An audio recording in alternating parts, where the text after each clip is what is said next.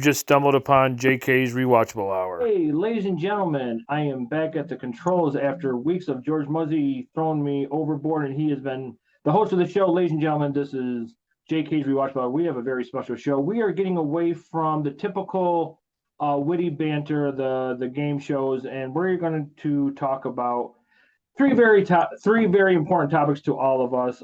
We're going to talk mental health, domestic violence, and cancer. As you can tell by some of our shirts, we strongly believe in all this. I'd like to introduce some interesting my very close personal friends. Obviously, one of them, my wife. This show does not happen without all of them, so they are all equal parts of this show. First, I'd like to introduce my wife, Jen. How you doing? Pretty good. Second in the middle, actually, depending on where you're looking, I'd like to introduce Mr. George Muzzy. How are you doing, sir? I'm doing good. How are you? I am doing well. Thank you very much. And if our watchers are wondering, hey, who's over there with Eric? She's been on the show before. But first, I'd like to introduce Mr. Eric Evans. How you doing, sir? I'm doing well. How you guys doing? Good. And sitting in tonight because she has a specific story that she will, if she feels that she wants to contribute, is his wife, Miss or Mrs. I'm sorry, I'm very tired. Christina, how are you? Good. How are you? Doing well. As you, as our viewers are seeing, our shirts that we have made up, they're pink. It's for, cancer awareness. And Jen is wearing one of our friends from her podcast, 1 in 3 podcast. It's domestic violence. So, obviously, so we'll just start with, domestic violence. I think that we all have an opinion. I'm not going to ask anybody to give out any type of personal information because you only share what you feel. Jen, I know that you took a ton of notes and you looked up a bunch of statistics. So why don't we lead off with you on the domestic violence? Okay. I just looked up some stuff. Domestic violence is prevalent with approximately 1 in 3 women and 1 in 4 men experiencing physical abuse from an intimate partner in their lifetime.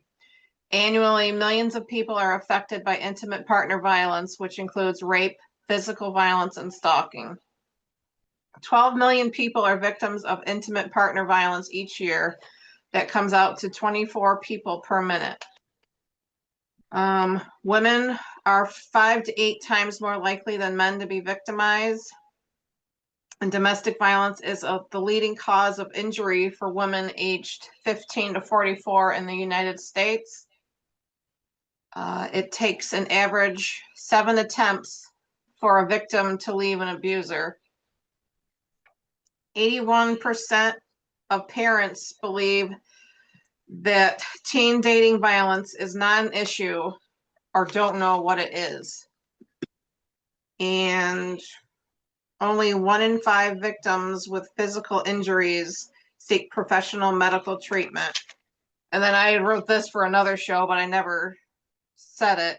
Victims of domestic violence lose nearly 8 million days of work per year. So that's the stuff that I wrote down. I know that from a previous show before I hand it over to George because I think Eric's having problems over there. Every time the whether it be Jen or one of us or our friend Ingrid always gives a statistic. I'm always just like in shock of the number. And it's coincidentally, Jen. You said 1 in 3, and you're wearing the shirt of Ingrid's podcast, 1 in 3. Thank you for researching that. It's just always mind blowing to me. And George, what do you think? Okay. Before I start, on a previous episode of our show, Light at the End of the Tunnel, I told my story.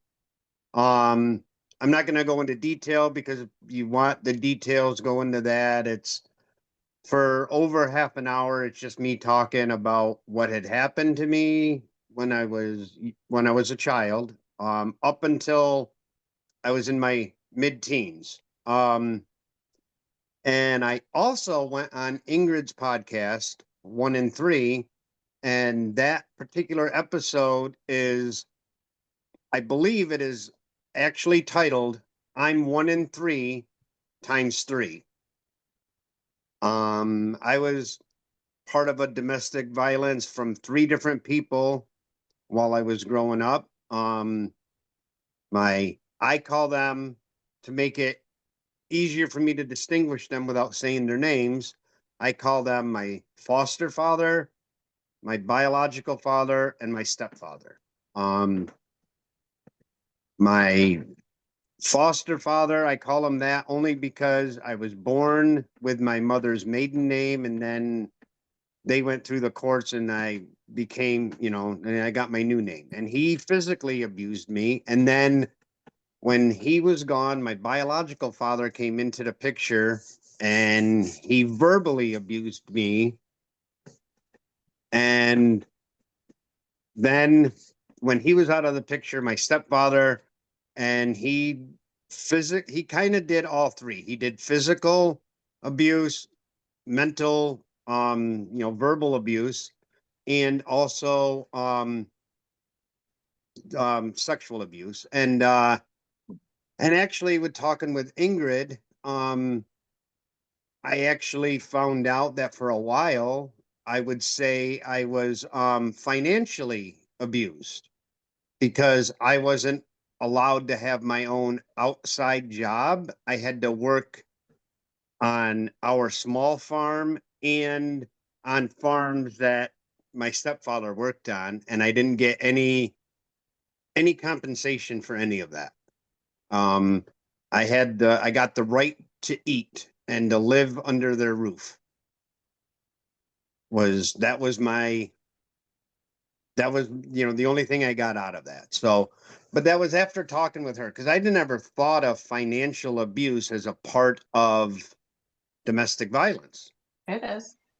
But it is. I had never thought of it before. Until she had said it, I had never really thought of it. I'm like, wow, because I was that for years, for many years. Even when obviously I couldn't leave before I was 16 legally, but once I turned 16, for a little while, I didn't have the means to move out because I didn't get any money. I didn't get paid for anything that I did until I finally stepped up, and then I did move out after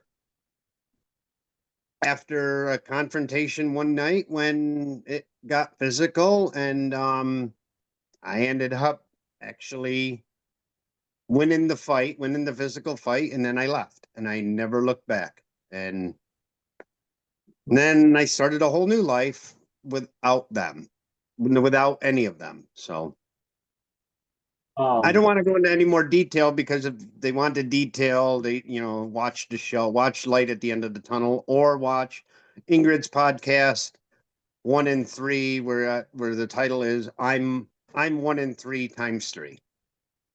George, every time you share your story or just give little inserts like you just did, I always find you as a courageous, brave individual. I just wanted to I know it's not about you, but I think it takes a lot of courage and strength for you to do every time that you just say something like that. And hopefully there's going to be an individual that's going to listen to this or watch this and be like, oh, hey, I got to really check this out. And I know that your story already has changed some lives, and it will, it will again. And Yeah.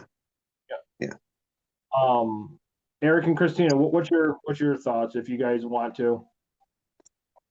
I know I've never really been affected by any of that kind of stuff, the domestic violence, directly. I've heard a lot of stories. The numbers that Jennifer was mentioning earlier, starting out, all I can say is the numbers are way too high. There's no reason for it in this country of ours. There's too much help out there. There's too many people to go to get help, resources, what have you. Maybe 25, 30, 40 years ago, that might have been a different story. But, at least in the last 20 years, I think it's unacceptable that we even have those numbers even near that high. That's the sad part, is how I look at it. And it's good that Ingrid has taken, her way of doing things and trying to spread the message in a positive way, and still keeping it private, and protecting the people that were a victim is what I really think is good about her show is, she's not out there just trying to make trouble. She's out there trying to help people. That's my take on it. Absolutely. Thank you for that. Christina? Just the thing, it's just sad that we have so many people out there that are in domestic violence, and they don't really know how to go about getting the help and everything. I mean, hopefully some days the numbers will change and everybody that is or isn't in a domestic violence situation, that they get out and get help before it's too late, where it's too late where the person, or female or male, end up getting killed or something. Absolutely. Bye. I completely agree. Jen? I shared something on my Facebook. I can't get to it because I'm on my phone, but there was a long article with it. It was about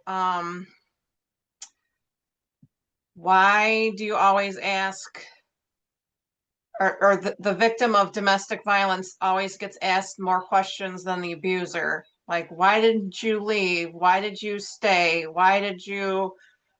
Those are all hard questions to answer, but you never ask the abuser, why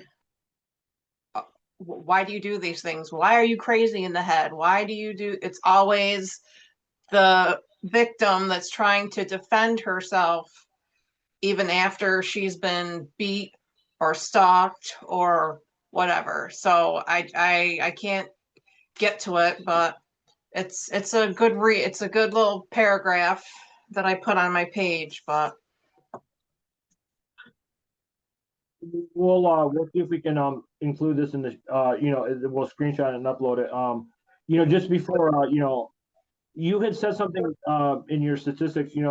I think you said something along the lines of teenage and the parents believe like there's nothing going on or something like that, correct? that dating violence is not an issue, or don't know what it is, like don't see the signs. And and staying with Georgia's story and with what Eric and Christina said, this day and age, I want to choose my words carefully. I probably it's going to come out wrong, but I just think like this day and age,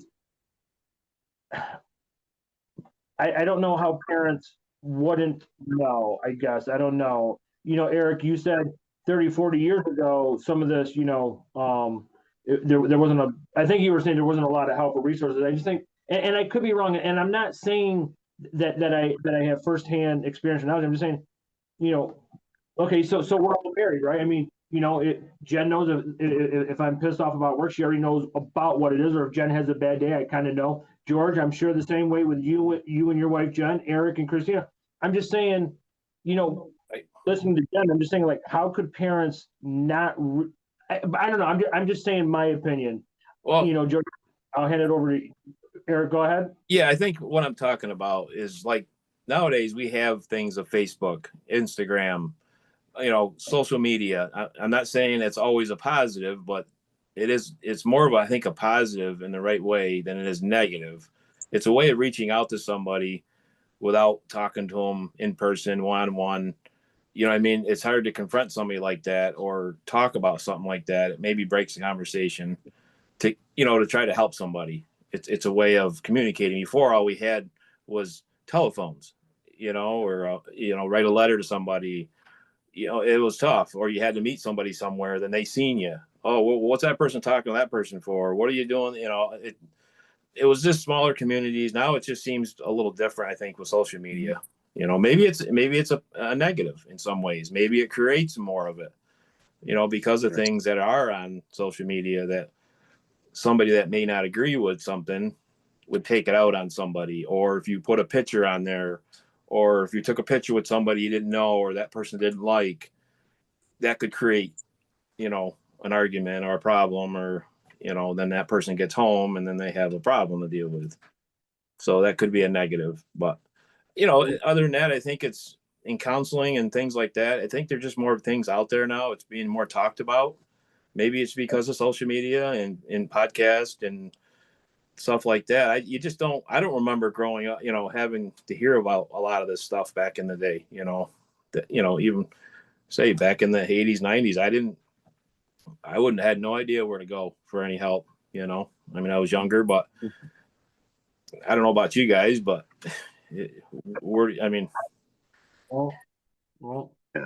Well, like I said, I told you the one time that I could have had help. Yeah. I asked that question, what happens if you find something today? Yeah. What happens to me? And I was basically told, you stay here until an investigation is done. Yeah. Oh, so I stay in the house with the abuser. Yeah. While you're investigating the abuser and he knows that you're investigating him. Mm-hmm. What happens after the investigator leaves? Right. You know? Exactly. Mhm. Yeah. And that's what you're put into. You're back into a corner and scared to death. Yeah. So that's why I never told anyone. But that leads kind of, this topic leads into the other topic, because almost everybody that obviously in a domestic violence, the person that commits the domestic violence has something mentally wrong with them, obviously. But most of the time, if not every time, the person abused also has mental issues going on. I told everybody what I did, how I coped with my mental issues is I blocked everything out. If I didn't have any feelings, nothing hurt. There was nothing wrong if I didn't feel it. Right. And I hid them for decades. Mm-hmm. Decades. I hid most of my feelings. I only showed a few feelings to those really close to me. And by really close, I mean my wife, and then my kids barely saw most of my emotions. And I buried them for so long. And maybe that wasn't the perfect way to deal with it, but that's how I dealt with it. And like some of my other mental things, I literally, my imagination created a fantasy world that I would live out in my mind until I was a young adult. Even when I was out on my own and in the army and doing that, in my mind, there was a fantasy going on of how my life could have been, or, how my life should be, or, I don't think I've ever said that. I don't think I've ever said that out loud before right now. Right now. I can definitely relate to that, George, because Yeah. I used to dream of scenarios growing up, and I know that I've never really shared too much of growing up. Maybe one day, but I can definitely relate to the whole, dreaming of a better life situation. So I can relate. Yeah. And I did that for many years, and I've said it, and I know sometimes in the chat and on different things I joke about it, but I've heard voices in my head. I have for a long time. And it's not a joke. They never It's stuff that they never told me, like, I've heard some people have voices and they, the voices tell them, do bad things or do this. Mine never did that. Mine were basically, it was like I'm trying to justify what's happening or what happened or if I should do something, if I shouldn't do something. It was more like that, but they were there. They've always been there. I've grown a lot in the last year, and I still think, and then still every once in a while I hear them. They're still there. just out of nowhere, just something will come up and I'll hear the voices and it'll be like, okay, you know. I don't know if now I can live without them. They're a part of me now. It's been so long. If they ever go away, I don't know if I'll know what to do. Before I hand it over, Maybe that's when I'll truly go crazy. I don't know. It's when they're gone. Yeah. thank you for sharing that again. Yeah. On the mental health, I know that you have some statistics. I don't have mental health one. Okay. You didn't use. Why don't you chime in on mental health and how you see things feel, if you want, Or for mental health. If you want to give it an opinion or you don't. okay. Mm. Well, We all have issues. We all have bad days. We all have good days. We all life is never perfect. We all know that. This podcast was actually based because of mental health. The platform is, we don't judge anybody. We don't mock anybody. That's what's led us to, Ingrid Dutton. I'm just drawing a blank. Deb and all, her friends Maureen and Emily. And it led to Eric coming on the show. It led to George, other than his wife and maybe one or two close friends and his kids, for really the first time in his life, trusting other individuals with himself. It has also brought Jen on the show, and she's opened up about her her life. And she has not given a bunch of examples of what she's been through. But mental health, it's not like what people see in a movie or on a TV show. It's not like always crying. It's people just making it through the day without saying anything. We all have a group chat, and we just always say good morning, and that, to me, that's just opening the way of, if anybody has anything going on, you had a bad day, you had a bad night, you want to get something off your chest, and I think that's really beneficial. And I think we're able to do that, but there's millions of people that can't do that because they don't have that support system. right. Exactly. I like, just to follow up a little bit on it, the mental illness side of it, in my opinion, for anything like this, is basically when you're being gone through something like this, I would imagine that you're such in a deep state of mind or a shell that you're afraid to talk to anybody because you're thinking everybody is like the person that's, abusing you. So, you're going to look at everybody that way, not just the person that's abusing you. I think that's the real, I don't know, deal of domestic violence is that person's goal is to abuse you, physically, mentally, to control you all kinds of ways, and then it puts you into a shell, and then if you don't have anywhere to go, that's where the mental illness starts, right there. Exactly on that point. There were many years where I've said it before, where I've literally thought the world was against me. Everybody on the planet was against me. It was me versus everybody. Yeah. And I didn't think I could win. Mm-hmm. It took a while, but I finally did win. Yeah. I mean, I beat the world, I guess. It's a hard thing to say, but this is a little personal story that me and my wife have had, that we haven't really talked a lot publicly, but this is a good time to talk about it. We had a separation, back in 2013, and it resulted from some mental illness kind of things that went on. It wasn't a domestic thing. It was more of a, one of my parents passed away, my father, and I never realized how close my wife was to my dad. And when he passed on, she went into a state of mind that I've never seen before. And it made us go each way. And, she used to call my dad as somebody for support and talk and things that go on in life, because she never had a father growing up. He was part of a divorced family, and it was just, my dad was a cool guy. He was a guy you could pick up the phone. I don't care what kind of day it was, and I never realized how much he really talked to him. He always kept that to himself and between her and him, and our life changed. And I'm not afraid to admit it. We both made mistakes. I made mistakes. There was things that I did different after he passed away. We just went the complete opposite way. That's a part of the mental illness I've been part of.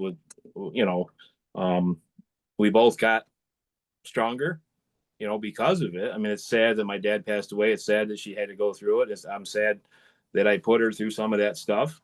Some of it was work-related stuff, doing too much work, getting in a routine, not paying attention to your family. That was what I did wrong. And I wasn't there when I needed to be there. I put other things more important. But here and there, that's been over 12 years now since that's happened. And we've come a heck of a long ways. We know things now about each other we never knew before that happened. So a negative, it turned into a positive, and here we are. Now we're more open with each other. We trust each other in a different way. She's not afraid to talk. We don't, there's some days we don't talk, but there's days that we talk a lot, or something's bothering you. It's not, you don't hold back now. You just say it to each other, and you get to the next day, but that's one of my short. I don't know if she has any follow up on that discussion. No, same thing. Yeah. I mean, and it's good that we have, and this is where I'm going back to what I said earlier with here's an avenue where we can talk amongst ourselves. 20, 30, 40 years ago, people like us, we didn't have that. You might have had your family, maybe, if you had a family, that were getting along, and how family can be, or whatever. Some people don't have family, or nowhere to go, and this works. It's communication's key. Yeah. On any Eric, illness. thank you for sharing that that personal story. And same thing I said about George. Somebody's going to listen to this or watch this, and it's going to help him. I know our last topic, but I'm just going to say that for part two. One of the things about our little group is I was when obviously we made up a new one, and we were going back and forth, and then I included Jen, and I mean, she's always included. I didn't mean it to sound like that, but our good friend Jackie just had I don't know if it's minor surgery or major, but she's healing, she's going to be well. But Jen was able to chime in and give how do I want to say, to give what she went through when she was having just so our listeners, it was about her gallbladder. It wasn't like a major, but that's what I like is people just come together like that, and Jen was able to I just can't give some knowledge on what she did to help whatever was going on, and we're all in there every morning, every day, and I mean, to me, I don't know, it's helpful. It's helpful. When we all hung out a couple weeks ago, I thought it was friggin' hilarious. It was fun. It was laid back. It was yeah. To me, it was just like so calm, right? I mean, yeah, it started to get a little cold when we went to the one place, but like nobody cared. There was no drama. There was no nothing. It was just like everybody just getting together and having fun. And yeah, go ahead, Jen. Oh, you're okay. Refinish. No, I just think like we're really some of the lucky ones that have this support group and this friendship, and we're making plans, and to me, I don't know, that's just to me because it's all real. It's not fake. It's not bullshit. It's not like if I wrote in a group message, hey, Jen and I, the car died and our roof is leaking. I know that each and every one of you would say, hey, what can we do to help? Or, hey, Our roof is leaking. What's that? What's that? It's raining in my bathroom. But my point is, there's a lot of, and this is not a shot towards anyone. I'm not calling anybody out, anything that, but there's just a lot of fake people out there in this world that don't really give a shit about other people. And, you know, and just before, I don't know if Jen has anything she wants to add. When we were all going to get together and I had to have a work schedule, or I had to work, and George, you had offered to go way out of your way to pick up Jen so you all could hang out until I got to work. That to me was like, wow, this is like, you know, there's a lot of people out there like, oh, you're going to let another guy pick up your wife? I'm like, that doesn't even matter. But the thought was you were going to drive 40 minutes out of your way to pick up Jen so you all could hang out. But, you know, sadly, you know, unfortunately, Jen decided to, you know, go fuck around and find out with some deer. And because of this group, you know, some people have come. I'm not trying to be an asshole. Some people have gone or come, some people have gone. It is what it is. But the right ones have stayed, and to me, I treasure that.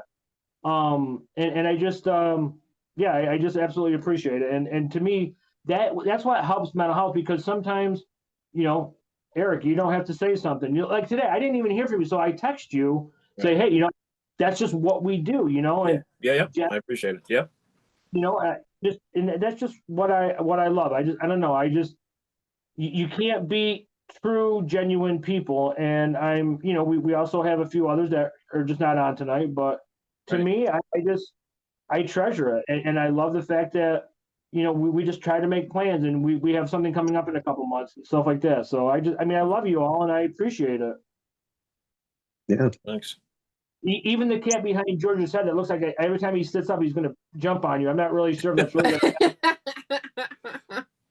The cat tree is right behind my chair. Oh, okay. Yeah, I can barely see him. I see everyone's. Oh, there he is. Yeah, there he is. I forget who was talking, but your cat had stood up. I'm like, oh no, is this like the cat is going to pounce on your head? But You're right. Wouldn't put it past her. Yeah, did you? Go ahead. I just wanted to touch on the mental health with the domestic violence. It goes more than mental. It goes to your physical health as well. I truly believe that you can have PTSD after being in a abusive relationship. You go to a next one, something happens, and you get triggered. Something triggers, and you go back to your old, how you used to react. It affects your physical, because you either you stop eating or you eat too much, because that's how you cope with the situation you're in. Right. You know, it's mental, physical, it's everything. And everyone goes through something, and it's good when you have friends that check up on you, but also you need to check up on your other friends too, because they may be going through something that you have no clue. It may be all sunshine and roses on the outside, but there could be shit that's just eating somebody up on the inside, and they just put a smile on their face and you have no idea. So a little, how you doing? Blah, blah, blah. How's your family? You know, it's very important. So, and to listen, listen to the person. Don't be looking everywhere else. Get your attention on that person, because it matters. So absolutely. That's excellent. Way to go, John. Yeah, that's really good. Yeah. Now, I don't remember all the stuff you mentioned earlier, but how about like your job related like issues or mental health that affects people? You know, people that have a job, and you go to work, and either people don't like you at work, or you know, your boss don't like you, whatever, and that could affect too. You know, I mean, your work life. No, your focus and how you react at work, and if you can function at work. Right. Be like worrying about things, you know, being laid off or not having enough hours. If you used to work overtime and you don't work overtime now, which that can go into a mental health status, I'm sure, you know, worrying about how you're going to pay your mortgage or your house payment, or, you know, or your car payment or whatever. You know, I don't know if Yeah. that's been one of the statistics or not. I've been laid off a couple times from a couple different jobs in the past, and Mhm. I struggled, but we got through it, and now I'm in a job where I don't have to worry about, if anything, I might actually have opportunity for more overtime soon because we've expanded. So because of the merge. Mhm. Right, which is good. Yeah. Yeah. So the whole job thing, just before we go to commercial, and I had to be careful of how I said, Jen, I mean, I don't thank her enough, and I don't say it publicly. She gets the brunt of a lot of shit, but I try not to bring home that work as much as I used to, just because I've come to terms with it. Just some things in life will never change. I just wanted to make that a broad spectrum as I say that, because I used to bring the job home and I mean, was it right? No, it's never right when you bring your work home, but now I just obviously just text her about some stuff that I have to say that I can't say anywhere else, and Right. but and that helps. We all know what we all do for a living, and Jen tells me about the job, and I think it really helps. But I used to like let work get to me so bad that I told her, I'm like, I want to quit. Fuck it, I quit. And of course, she'd be like, no. Just before we go to commercial, there was one time where I called Jen and I said, I'm done. I'm fucking done. And we had literally just gotten back from our second cruise, and I'll never forget, on the ride home from New York City, she had said, "You're thinking about work, aren't you?" And I'm like, "I know exactly what I'm walking into." And we just came back from a great cruise, right? We were in Bermuda, which I did not can, but whatever. I think Jen got rabies from the cat, but that's just a little. Jeez. But just going with Jen and George and Eric were saying, I knew exactly. So the job that it was affecting that, and I remember I went to work that day. Within an hour and a half, I called Jen, said, I'm fucking done. I don't give a shit. I'm just fucking. Yeah. Your mood just, And Changed. Yeah. obviously, I mean, at that time, I really would have I just fuck it, I'm just done. And but obviously, we have a mortgage, we have car payments, we have bills, but just but I try not to bring the job home anymore. Jen already knows, even before I could probably tell her, she already knows, depending on how I text her in the morning, because I'm usually at work before she gets up. But yeah, bringing the work life home, that's hard, and it's hard to let it go. But sometimes you need to talk to your spouse and or your kids about your day, and yeah, and like Jen said, I'm not always the best listener. Sometimes I know I'm very distracted, but I know that she has a very demanding job that she absolutely just loves. I mean, she's made that very clear, and I'm not always the most sensitive one. I mean, I work in a place where I just like to say fuck off a lot, but she can't do that in her job. Neither can you guys. But yeah, so Nope. bring in the work. I mean, yeah, and I know that affects a lot of aspects. Sometimes I had tons of sleepless nights just because I let it get to me, build up, and I've just come to the realization. And Jen will tell you, I've been sleeping very well, except for last night when I had to find. Well, I was also watching games with Ben a lot because we don't go to Gamblers Anonymous.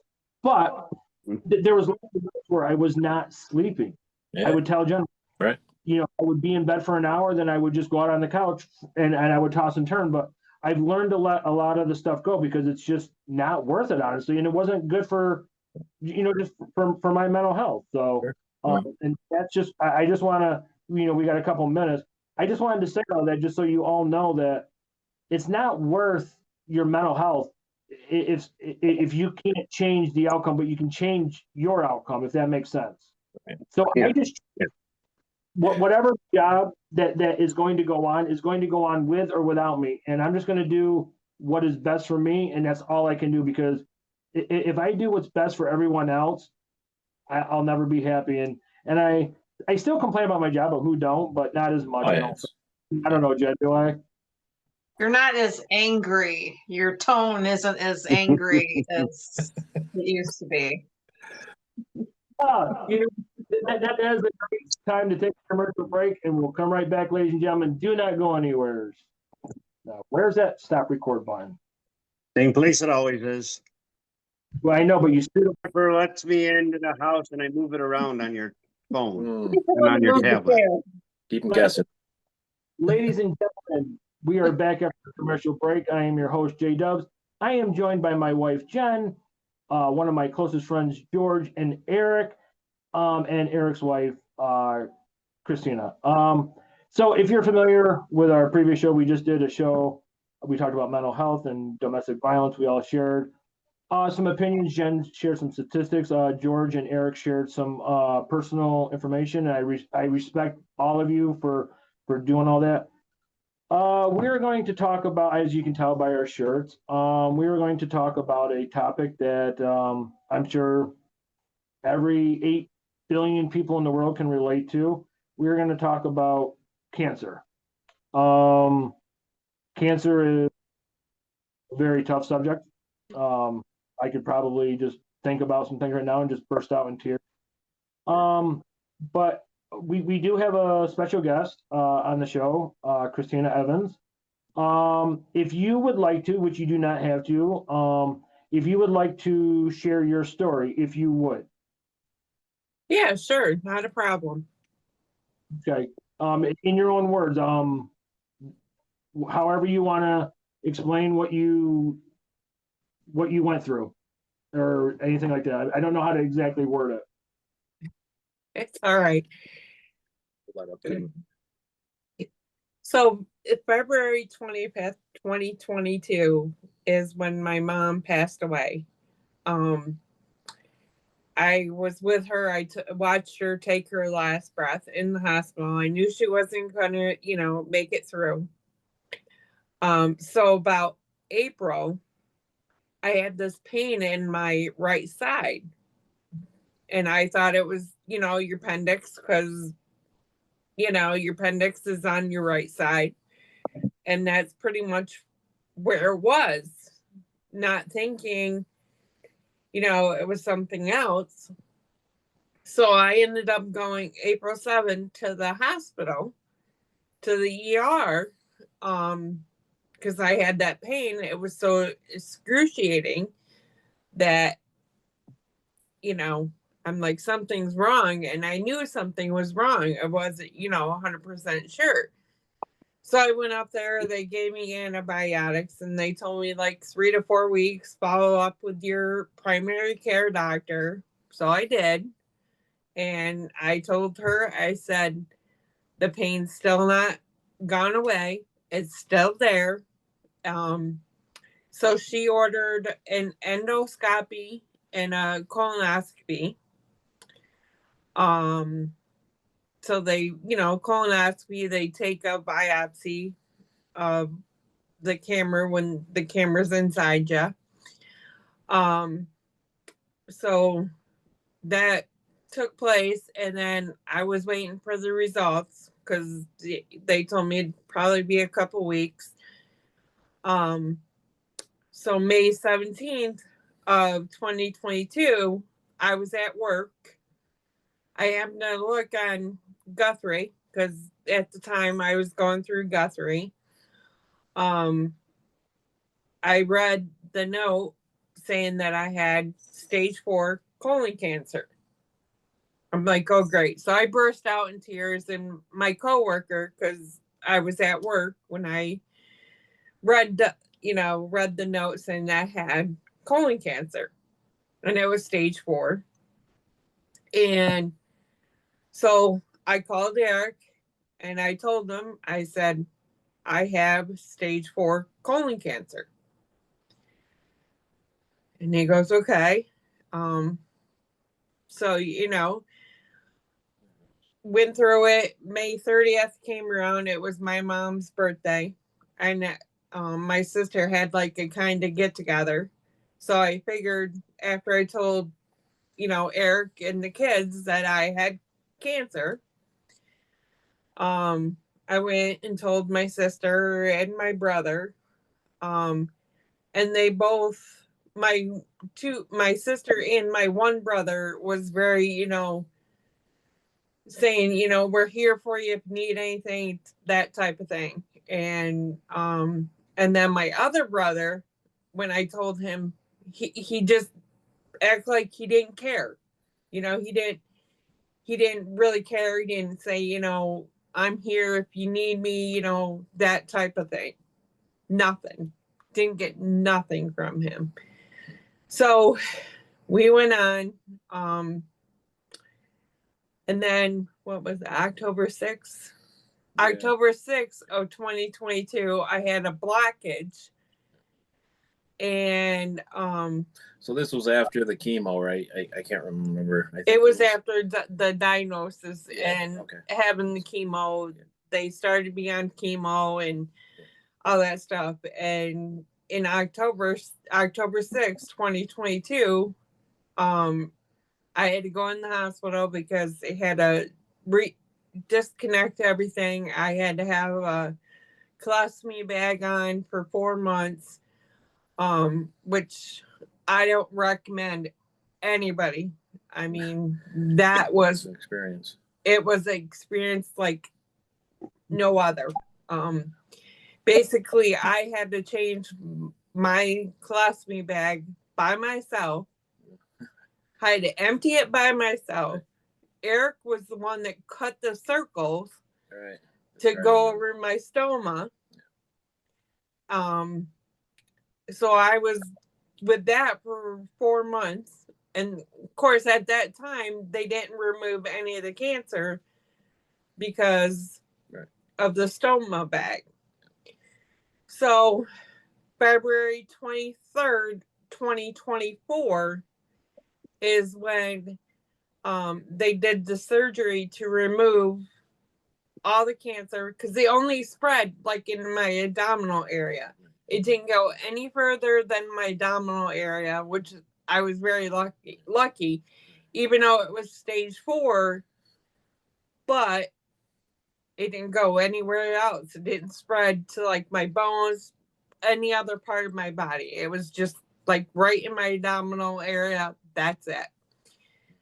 So a week before my surgery to remove all the cancer and reconnect everything, the surgeon goes, well, you might have to have the bag on for another 2 months.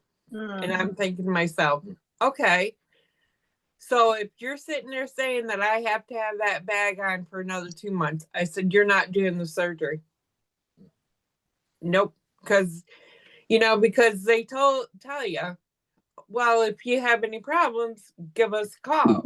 And even the lady, because I went down to Robert Packer and they helped, trying to get us to get it sealed and so it won't leak.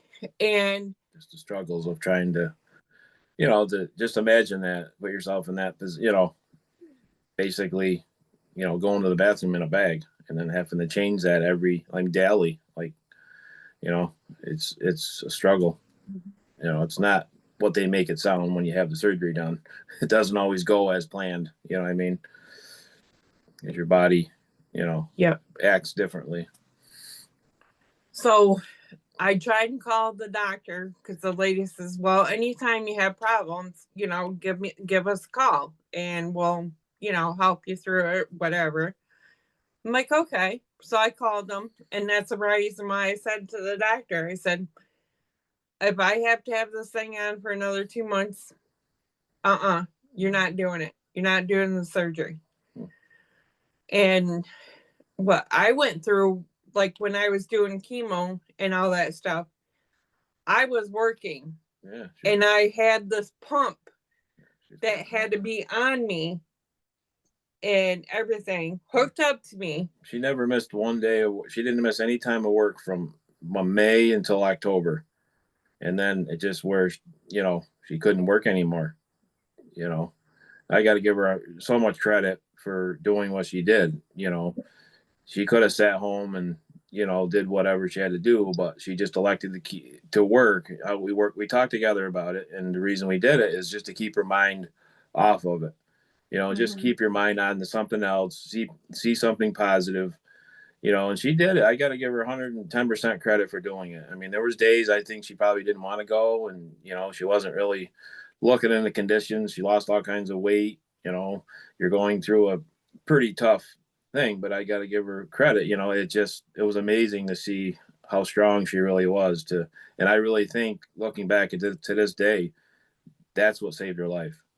It was keeping busy, keeping her mind fresh, keeping, not getting into a shell, into the mental state of it, and that's where cancer not only gets you, the health side, is it gets you on the mental side, going through that medication they give you. It's very strong stuff. Yep. And I did, we did our best as a family.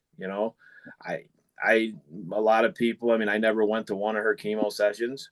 It wasn't that I didn't want to be there. It just, I talked to her about it. I'm like, look, I says, you need to just go and rest your mind, get it done. You know where I'm at. If you need me, call me, and I would be there. And we agreed on that, and she was good with that. And she's like, look, I'm down and not healthy. You're still healthy. You got to keep going, because if something didn't work out, I still got to have a job.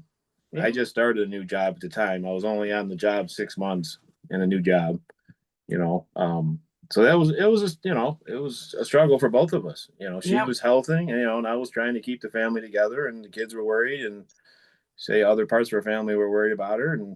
But she, we tried to keep the positive spirit alive. And I really believe that really got her through, pushed her through the next step, which then she can talk about the rest of it. Yep. And, if it wasn't for like Eric and the kids and my coworkers, and then this one lady across the street that I got to know from working at the house, she goes, I'm telling you this right now. This is not the end of you.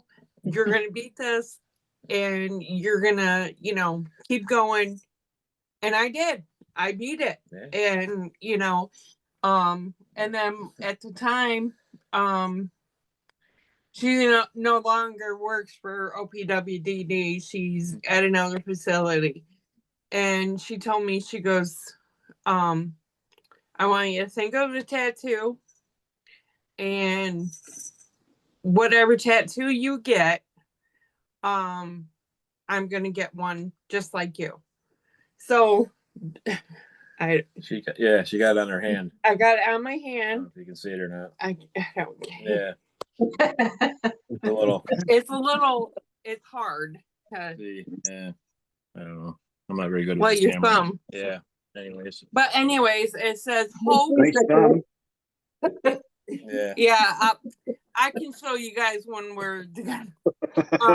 But what it says on my right hand, it says hope. Yeah. And it's got the blue ribbon for colon cancer. And at the end, it has a flower. And so she got one just like that on her same hand.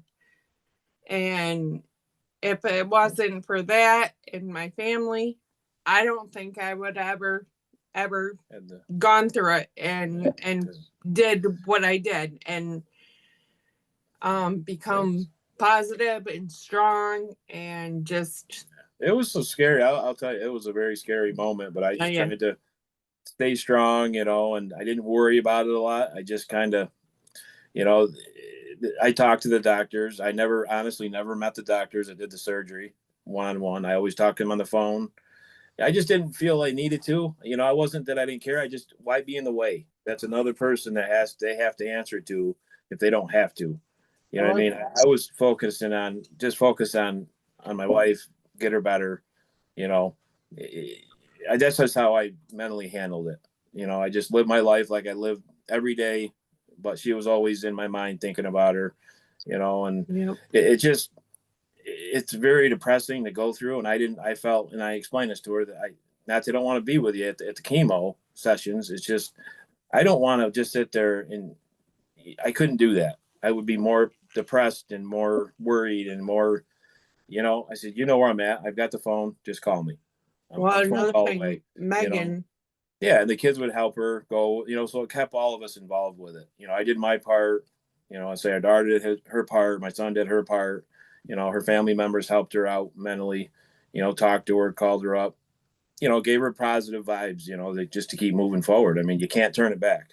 You got it. Nope. You got to keep fighting, and she did. She won the the battle, and it's so far it's been going on just about 2 years, right? Yeah, just about. Heading to 2 years, and be October. I think it'll be 2 years. Yeah. And then Yeah. Guthrie, basically, I was on immunotherapy, and I got sick and tired because I go every 6 weeks, get the thing done. This was after the cancer was removed. Yep. After the cancer was removed, I would have to go in every 6 weeks, get hooked up for 30 minutes. I still have my Mediport in me. I would get hooked up, and I would have to, stay there for like 30 minutes, get the treatment, and then I'd be done. And then before I would have to go back for another treatment, I would have to get a CT scan just to make sure everything was okay and everything like that. Well, just recently in June, I got tired of it. I got tired of going every time. It was just the immunotherapy was just drawing me down. 12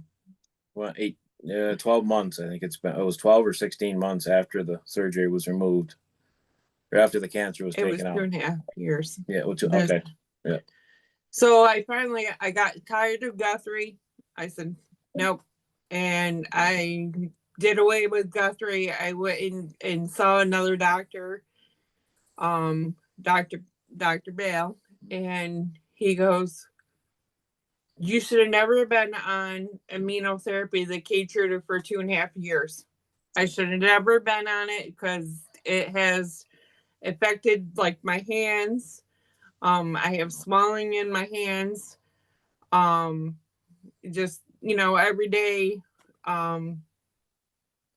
things that, I should have never endured, was that being on that so long. Right.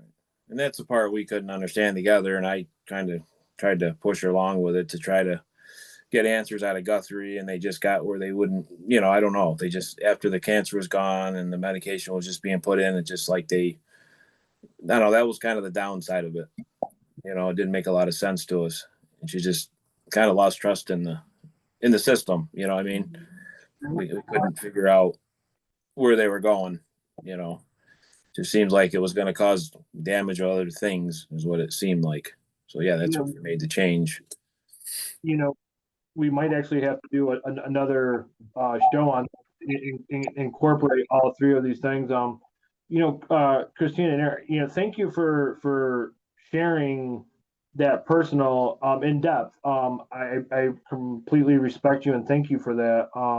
And I'm glad that obviously you're all better, and it seems like you two had a plan and you both agreed and it worked out for the best. And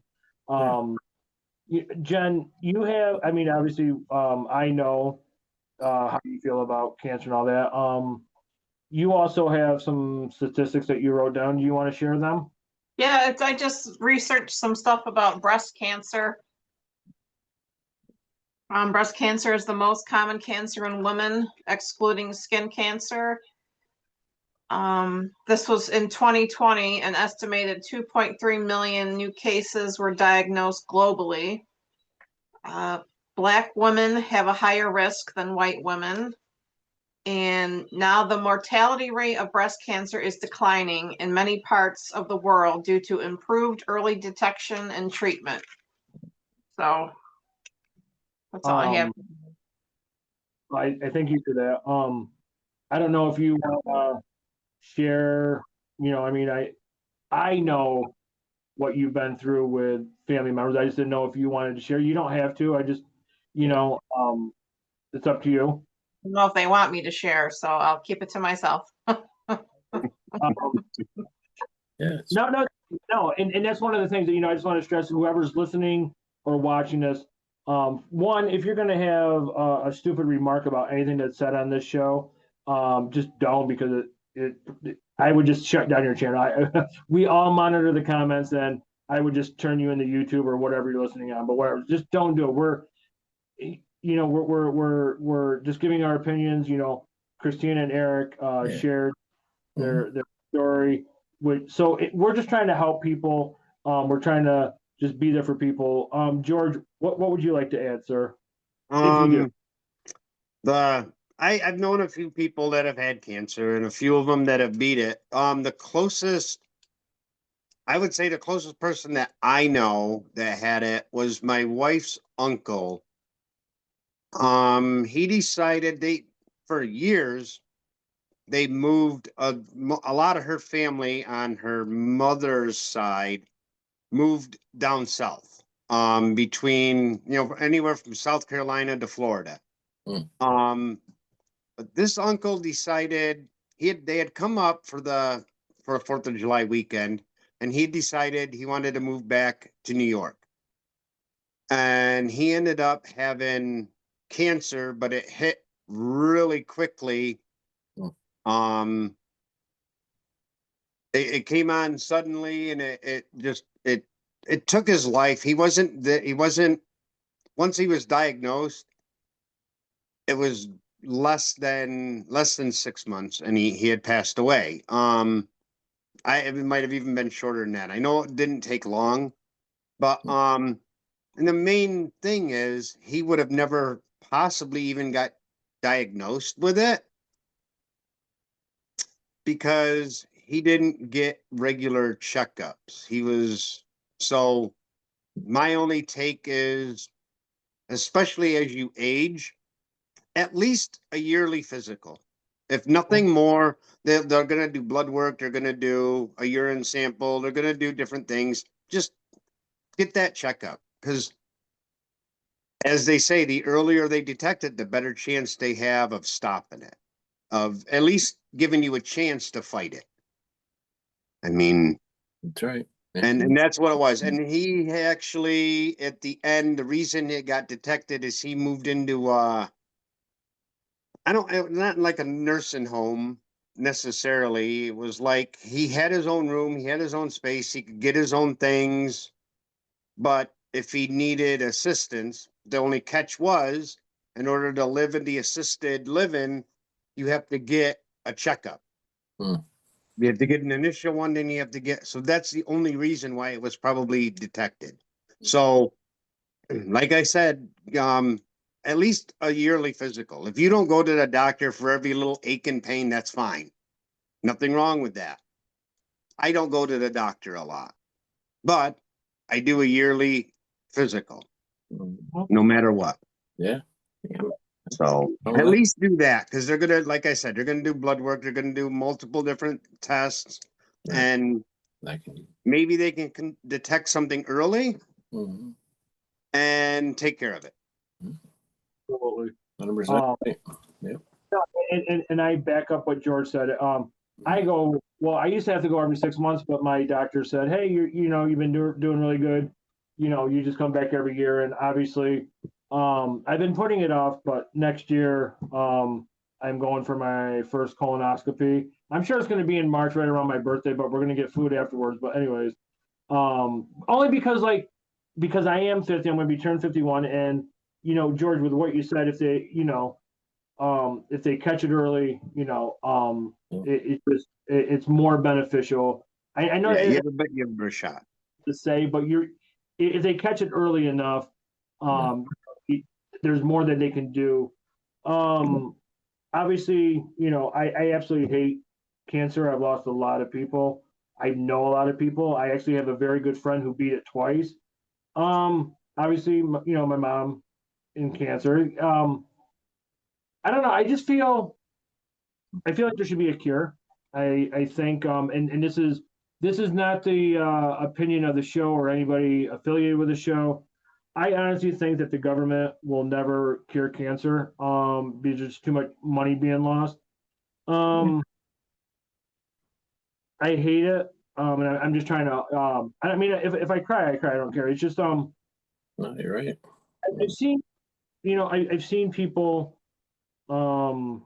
just deteriorate. I'm trying to choose my words correctly.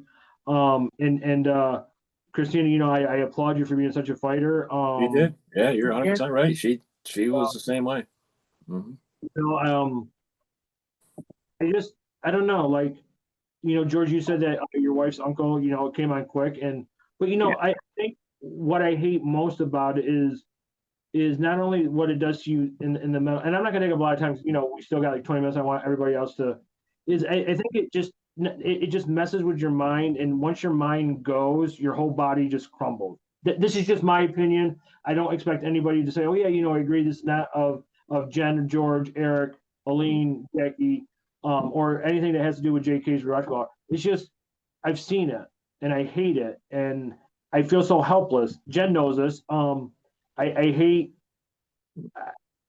We had animals pass away, and I just felt so helpless. And I'm not trying to be selfish. It's just there should be a fucking cure for cancer. I know there is. There has to be. It's just they won't do it because there's billions, if not trillions, of dollars to be lost. And I am also scared that one day I may have to go down this road, and instead of being, you know, I'll just do it next year. I am actually going to go ahead and have more. I told Jen, you know, my doctor's going to recommend it. I'm not gonna fight with her this time. I'm not gonna be like, oh, you know, um, I, I think I put it up because I'm scared, but you know, listening to obviously, you know, I can't if Jen wants to share her you know her what goes on with her side. Um, if for some odd reason I was to come up with cancer, and if it's early, I want to be able. I want to live another 50 years. I know I pretend to live like a reckless life. Usually I'm in bed by 7:30, but I'm not really that reckless. And I have a lot of cool people in my life that I love being with, and even though I'm 50, I feel like I'm 22. My mind will always be a 22-year-old, and I'm just really wanting to How's live your my life. body? Well, yeah, my body, hell no. My body's like a fucking glow stick. You know how you gotta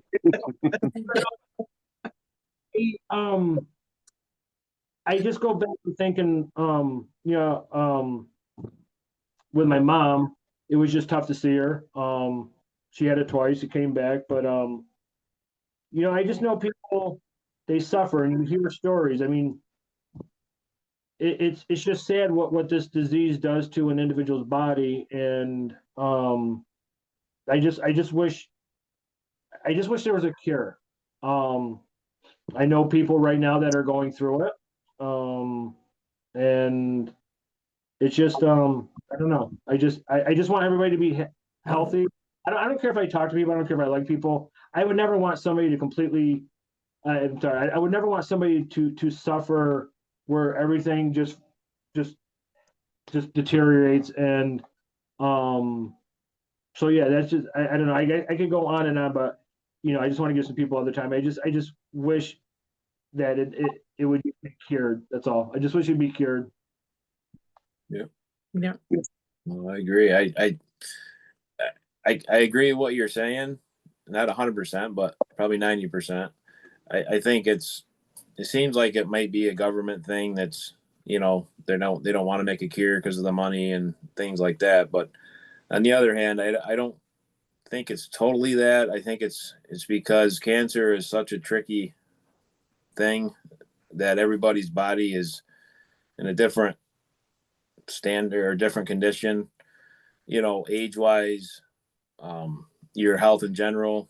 So it's like just what the doctor explained to me with her, how with what she was going on, is that he said is basically a poison they're putting in your body, and it could work and it may not work. And if your body doesn't, you know, doesn't connect with that poison to make it go away, it doesn't matter, you know, it isn't going to work. So it's just like any chemical, you know, it's like trying to clean something. If you don't have the right chemical to clean it, it ain't going to disappear, you know.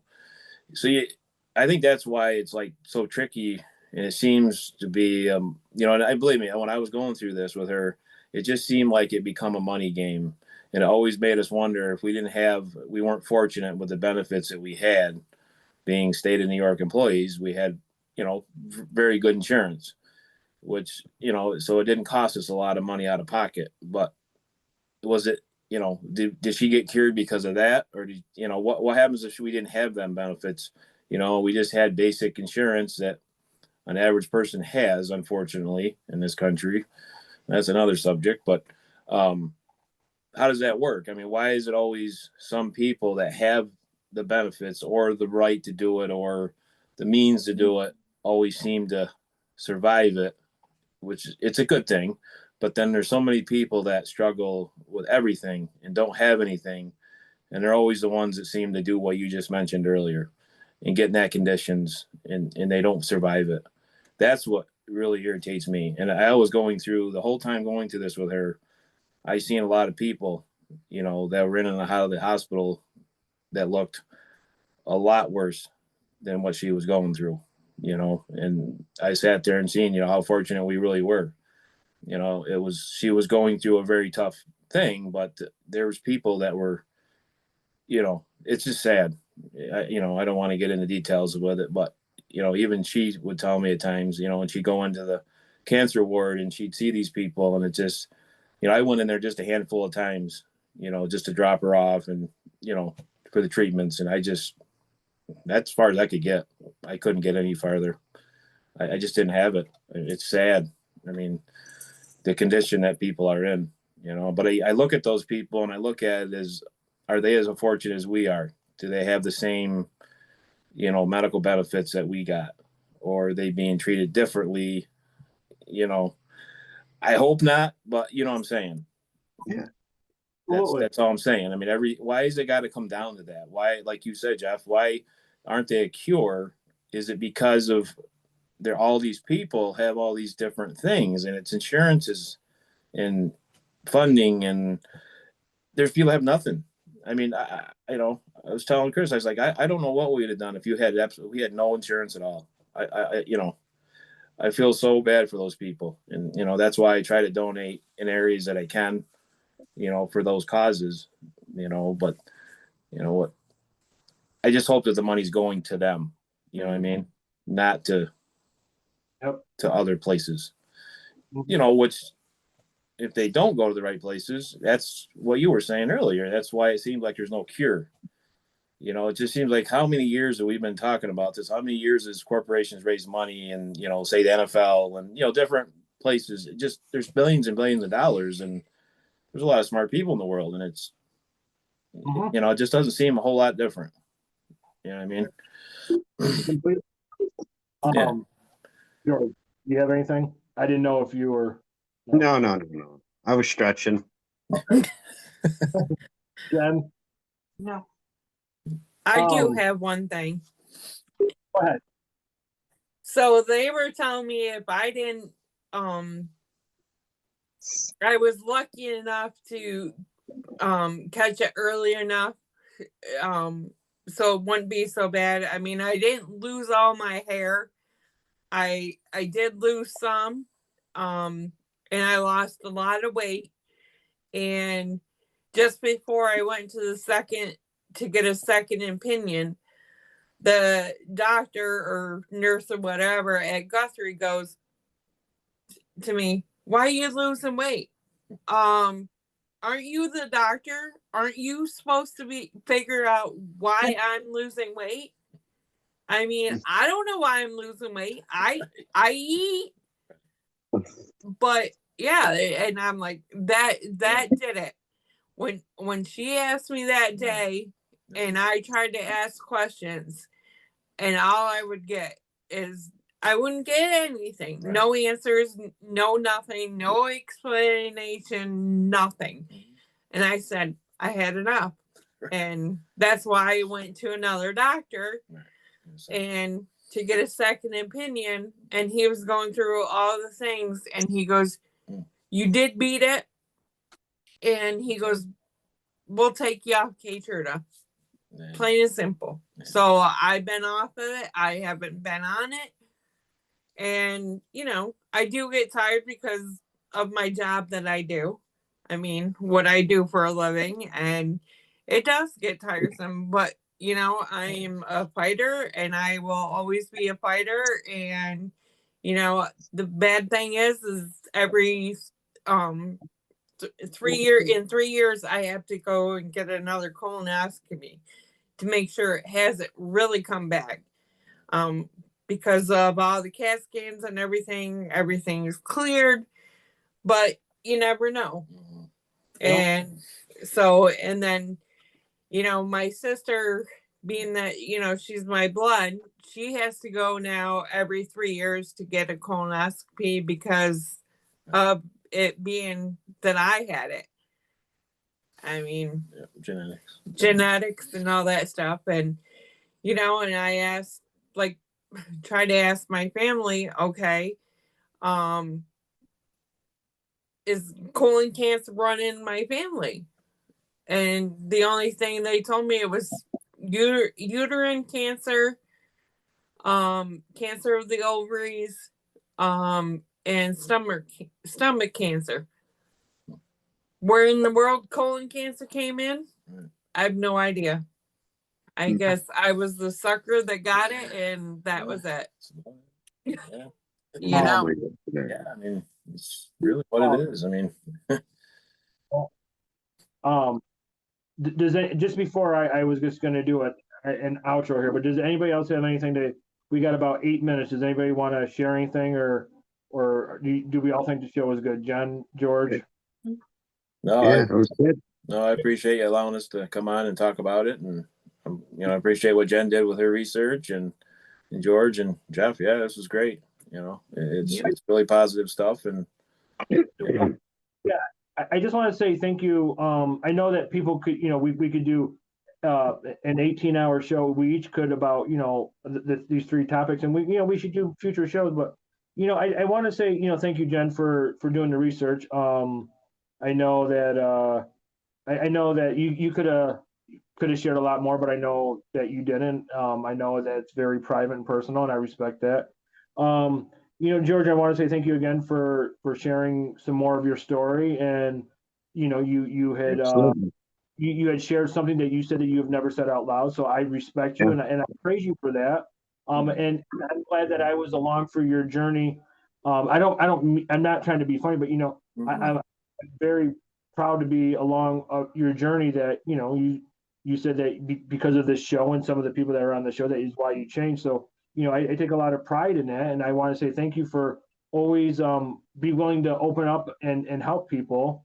I think that says a lot about your character, and I respect that. Thank you. You know, Christina, thank you for sharing. You know, and Eric, you know, you guys shared what you went through, and one of the things that we always try to do on the show is for our listeners or viewers, if you try to help people, and you know, there might be some people that say, oh, you know, hey Eric, how come you weren't there right there with her side by side? But you know, I think one of the things I took away from that was like, you were right. If you were just sitting there with her, you may have caused her more stress, and you saw that and you recognized it and you talked to her with it, so she understood, which means you were taking care of your wife. And so that also might be beneficial to somebody down the road. And I want to say for sharing that, because that's what we try to do on the show when we do these shows, is to help people who may come into these positions that like, I don't know what to do, you know. So I always want to say thank you, and I want to thank you for, you know, just letting me just express how I feel about some of the stuff. I really appreciate it. I know that nobody laughed, nobody was like, oh, you know, you're just being a jerk. So that's always important, you know, when we do these shows, that everybody is attentive and everybody respects everybody, and that's just really huge to me. So I just want to say thank you for all that. I want to say thank you guys for taking out time of your busy day for being here. I'm glad that Eric could, you know, not get beat up by Munchkin today. And I really thought that the Can't Be Thanked George was going to jump on his head. But so listen, everybody, you know, if you don't have a support group, please find one. If you don't, reach out to us. We'll bring you to our little group. That's just who we are. We don't judge. We don't sit there and, you know, okay, you know, so you got this going on or whatever. You know, we're going to listen. We're going to help you. We're going to do the best we possibly can. So if you don't have a support group, just jump on with us. You know, we'll just expand our family here. With that, ladies and gentlemen, this has been JK'z Rewatchable Hour. We talked about mental health, we talked about cancer, and we talked about domestic violence. As Jen is wearing the shirt from our friend Ingrid Dutton's 1 and 3 podcast. For Christine and Eric Evans, and for Mr. George Muzzy, and for my wife Jennifer, I am JK'z. Thank you guys for listening. We will see you next week. We don't know what we're doing yet, so stay tuned because I'm just going to be as surprised as you are. Love you guys. Love you. Love you too. That stop. George moved again. He moves it all the time.